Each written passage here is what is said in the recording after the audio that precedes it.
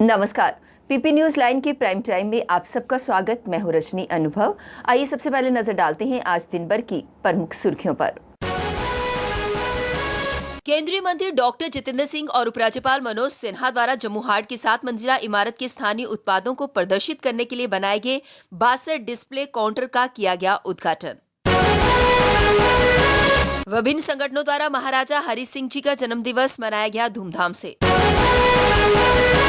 दरबार मूव के खत्म होने से जम्मू की अर्थव्यवस्था पर कोई असर नहीं पड़ने दिया जाएगा, कहा उपराज्यपाल ने।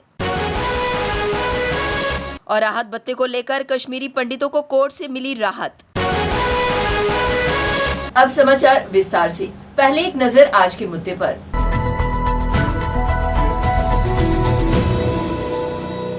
आज डोगरा शासक महाराजा हरि सिंह का जन्मदिन जम्मू के अंदर सभी पॉलिटिकल सोशल ऑर्गेनाइजेशन बड़े धूमधाम से मना रही हैं और उन्हें श्रद्धांजलि भेंट कर रही हैं। इसके साथ साथ उनके जन्मदिन पर सभी की ओर से छुट्टी की मांग की जा रही है। ये मांग भारतीय जनता पार्टी ने भी की थी। अब मुद्दा ये है, जब जम्मू से लेकर दिल्ली तक भारतीय जनता पार्टी की सरकार है तो फिर इस मांग को ना मानने का क्या कारण है? जम्मू हाट की 7 मंजिला इमारत में स्थानीय उत्पादों को प्रदर्शित करने के लिए 62 डिस्प्ले काउंटर बनाए गए और इसका उद्घाटन केंद्रीय मंत्री डॉक्टर जितेंद्र सिंह और उपराज्यपाल मनोज सिन्हा ने किया। इस भवन में पार्किंग की व्यवस्था के साथ कॉन्फ्रेंस हॉल व प्रदर्शनी लगाने के लिए भी सुविधा उपलब्ध है। पहले इस भवन का नाम Jammu Kashmir trade facilitation centre था। इस वर्ष जुलाई में सरकार ने आदेश जारी कर इसका नाम जम्मू हाट कर दिया। जम्मू में अपनी तरह के इसके लिए पहले सेंटर के रखरखाव का जिम्मा small scale industries development corporation का होगा। जम्मू हाट के लोअर ग्राउंड फ्लोर पर हैंडीक्राफ्ट, हैंडलूम, औद्योगिक उत्पादों को प्रदर्शित करने की व्यवस्था है। वही अपर ग्राउंड फ्लोर पर इस्तेमाल महिला उद्यमियों को बढ़ावा देने के लिए किया जाएगा।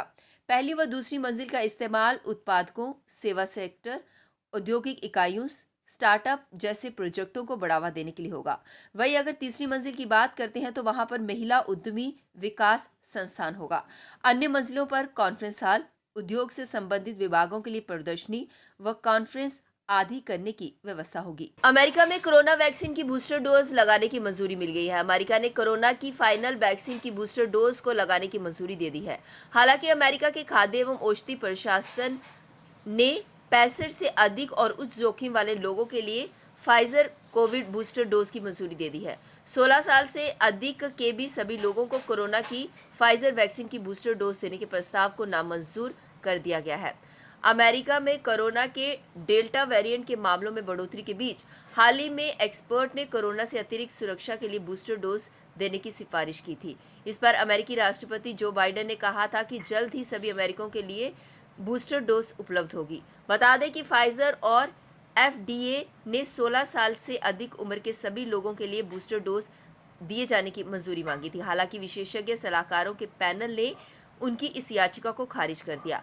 उन्होंने साफ तौर पर कहा कि बूस्टर डोज केवल 65 साल से अधिक उम्र के लोगों या फिर गंभीर बीमारी से पीड़ित लोगों को ही दिया जाएगा। इसके साथ ही पैनल ने कहा कि बूस्टर डोज युवाओं के लिए खतरनाक साबित हो सकता है। उपराज्यपाल मनोज सिन्हा ने कहा कि दरबार मूव की आड़ में एक रैकेट चल रहा था। कुछ लोग अपने हितों के लिए इसे बनाए रखना चाहते थे। मांगने पर फाइलें गायब हो जाती थी। इस व्यवस्था को खत्म होने से जम्मू की अर्थव्यवस्था पर कोई असर नहीं पड़ने दिया जाएगा। इसके लिए केंद्र सरकार और जम्मू कश्मीर प्रशासन को जो भी कदम उठाने होंगे वो सुनिश्चित किए जाएंगे। वह बुधवार को जम्मू हाट के उद्घाटन समारोह में बोल रहे थे। एलजी ने कहा कि सामान्य रूप से एक चर्चा हो रही है कि दरबार मूव की प्रक्रिया बंद होने से जम्मू की अर्थव्यवस्था प्रभावित होगी। उन्होंने कहा कि मुझे लगता है कि पिछले साल मैं 7 अगस्त को आया था और तब श्रीनगर से दरबार मूव होने पर 200 ट्रक फाइलों को लेकर रवाना हुए थे। इन ट्रकों के जम्मू आने में कितने दिन लगे इसका जवाब नहीं दे पाऊंगा। राहत भत्ते के लिए विरोध प्रदर्शन कर रहे कश्मीरी पंडितों को कोर्ट से राहत मिल गई है। स्थानीय अदालत ने 25,000 कश्मीरी विस्थापित परिवारों को राहत भत्ता जारी करने के लिए अपने पूर्ववर्ती आदेश में संशोधन किया है। अब विस्थापित कश्मीरी पंडितों को हर माह मिलने वाला राहत भत्ता जारी हो सकता है। अतिरिक्त जिला जज सैयद सरफराज हुसैन शाह ने मानवीय आधार पर आदेश जारी करते हुए राहत भत्ते को जारी करने की अनुमति दी। कश्मीरी पंडित परिवारों की ओर से याचिका दायर कर कहा गया था कि कोर्ट के 26 अगस्त के आदेश से उनका राहत भत्ता रुक गया है। उनके पास आजीविका का यही एकमात्र स्रोत है। वरिष्ठ अधिवक्ता मोनिका कोहली ने दलीलें पेश की। इस मामले में कोर्ट ने 26 अगस्त के आदेश के तहत मेजर हेड 2055, सब हेड 872 और 1057 को अटैच करने के आदेश दिए थे। ये आदेश एक ठेकेदार की याचिका के बाद जारी किया गया था। जम्मू कश्मीर के शोपियां में सुरक्षा बलों और आतंकियों के बीच मुठभेड़ की खबर है। जम्मू कश्मीर पुलिस ने बताया कि बुधवार एक सक्रिय आतंकवादी अनायत अशरफ डार, जो OGW था और शोपियां के केशवा में ड्रग्स मामले में शामिल था, उसने गोलियां बरसाकर एक नागरिक को घायल कर दिया। सूत्रों से मिले इनपुट के बाद गांव केशवा में एक सर्च ऑपरेशन शुरू कर दिया गया और क्षेत्र की घेराबंदी कर दी गई। आतंकी को पहले आत्मसमर्पण करने की पेशकश की गई, लेकिन वह नहीं माना। बाद में उसे मार गिराया गया। उसके पास से एक पिस्टल और कारतूस भी बरामद किया गया है। घायल नागरिक अभी भी अस्पताल में भर्ती है। जम्मू कश्मीर में कुलगाम जिले के मोहम्मदपोरा गांव में बुधवार सुबह 1 साल पुराना शव मिला। ये शव पिछले 1 साल से लापता सेना की 162 बटालियन के राइफलमैन शाकिर मंजूर बागे का है। लापता सिपाही के पिता मंजूर अहमद बागे ने कहा कि उन्होंने शव की पहचान कर ली है और ये उनका बेटा शाकिर मंजूर ही है, जो पिछले साल लापता हो गया था। गौरतलब है कि बकरीद पर घर आए सेना के जवान का आतंकियों ने 2 अगस्त 2020 को देर शाम अपहरण कर लिया था। टेरिटोरियल आर्मी में तैनात जवान की गाड़ी को भी दहशतगर्दों ने फूंक दिया था। वही घटना के बाद से पूरे इलाके में सर्च ऑपरेशन चलाया गया था। जवान 162 टीए में दक्षिण कश्मीर के बालापुर में 12 सेक्टर हेडक्वार्टर में तैनात था। कश्मीर को आतंकी आग में झोंकने में पहले की नीति नियंताओं ने भी कसर नहीं छोड़ी है। इसी का परिणाम ये हुआ कि कट्टर आतंकी जमात और अन्य पैराकारों की मदद से चोला बदलकर शिक्षक बन गए और अपने नेटवर्क का विस्तार करते रहे। ये आतंकी शिक्षक के बेश में नई पीढ़ी के दिमाग में जहर घोलते रहे और आतंकियों के मददगार भी बने रहे। हथियारों के साथ पकड़े गए, हिंसा में नाम आया पर नौकरी चलती ही रही।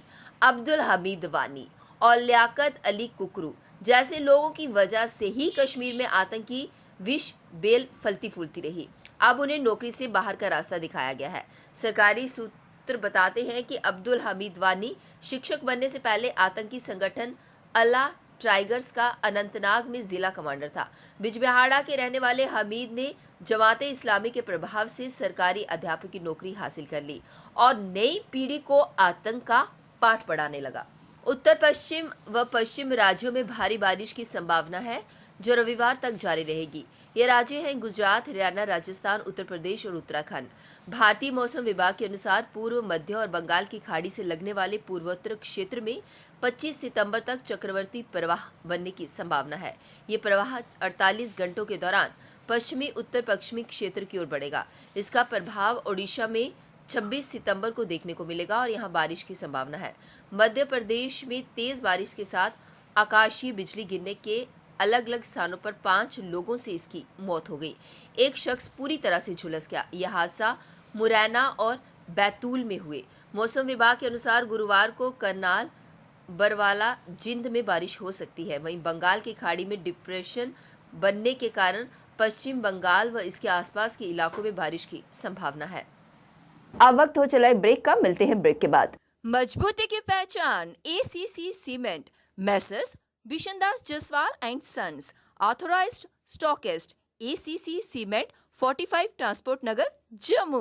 ब्रेक के बाद बढ़ते हैं अगली बड़ी खबर की तरफ। चैम्बर ऑफ ट्रेडर्स की तरफ से महाराजा हरि सिंह जी के जन्मदिवस पर उन्हें भावभीनी श्रद्धांजलि दी गई और उनके द्वारा किए कार्यों की सराहना की गई और उन्हें याद किया गया। व्यापारी वर्ग आप देख सकते हैं कि उसमें कितना उत्साह है। हम हमेशा हर साल उनको अपनी तरफ से ट्रिब्यूट देते हैं, क्योंकि जो पॉलिसी प्रोग्राम्स उनके थे वो आज भी सराहनीय हैं, आज भी उनकी उतनी ही रेलिवेंस है और जम्मू का युवा उनको अपने आइकॉन की तरह से देखता है। आज ज़्यादा ना कहते हुए एक बार दोबारा मैं उनके जन्म दिवस पर सबको हार्दिक बधाई देते हुए एक नारा दूंगा। महाराजा हरि सिंह जी के जन्म दिवस को धूमधाम के साथ मनाया जा रहा है। विभिन्न संगठनों द्वारा भावभीनी श्रद्धांजलि दी जा रही है और इनके किए कार्यों को याद किया जा रहा है। इसी के तहत महाराजा हरि सिंह जी के जन्म दिवस पर राष्ट्रीय बजरंग दल ने महाराजा जी का जन्मदिन धूमधाम के साथ मनाया और साथ ही साथ ये डिमांड की कि उनके जन्म दिवस पर छुट्टी घोषित की जानी चाहिए। ऐसे महाराजा हरि सिंह जी हमारे जम्मू के और उनके जन्म दिवस के पर छुट्टी नहीं, ये हमारे समाज के लिए भी बड़ी शर्मनाक बात है और सरकारों के लिए भी बड़ी शर्मनाक बात है।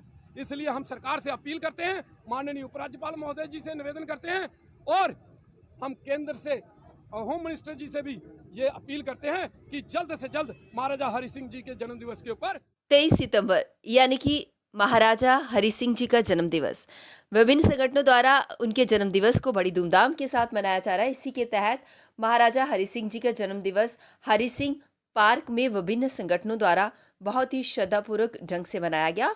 इस मौके पर विभिन्न संगठनों ने यहाँ पर भागीदारी दी और साथ ही साथ उनके बताए रास्ते पर चलने की प्रेरणा ली। 26 को क्यों करना है इसमें? हम चाहते हैं वो कैंसिल की जाए और महाराजा हरि सिंह की छुट्टी जो है 23 सितंबर को जो दी जाए, अगले साल के कैलेंडर में होनी चाहिए। नहीं तो लोग जो है सड़कों पर और यहाँ पर आ जाएंगे और डिमांड करेंगे। उसकी ज़मानत हुकूमत होगी।